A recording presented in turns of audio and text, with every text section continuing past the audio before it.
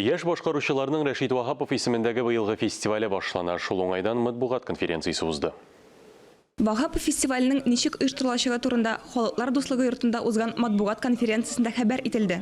Очрашуны фестивальнең генераль продюсеры Рифат Фәттахов башлап җибәрде һәм бәйгедә булган үзгәрешләр белән дә таныштырды. Яшь талантлы җырчыларыбыз, яңа тавышлар, көчле тавышлар бар. Татар тавышлары, татар җырчылары, яшь яңа татар җырчылары үсеп чыгачак. Без икенче турны бирдек мөмкинлек онлайн һәм офлайнга түгел онлайн режимда да катнашырга. Алар катнаштылар, кемнәрдер бик зур араларны, ерак араларда яшәгән башкаручыларыбыз онлайн режимда катнаштылар. Андый мөмкинлек тудырдык. Матбугат очрашуына килгән журналистларны аеруча фестивальдә катнашучыларның репертуарына таләпләр кызыксындырды.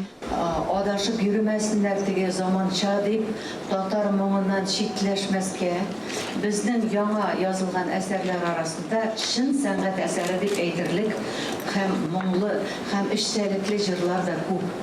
Яшь башкаручылар конкурсында башкорт, әрмән, Азәрбайҗан милләтеннән булган җырчылар да катнашырга теләк белдергән.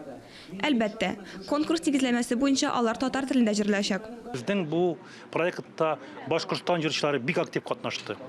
Башкортстанда яшәүче татар җырчылары гына түгел, Башкортстанда яшәүче чын башкорт җырчылары.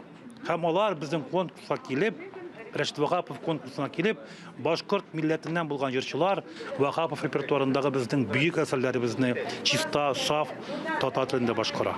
Бу үзе дә зур әһәмияткә ия.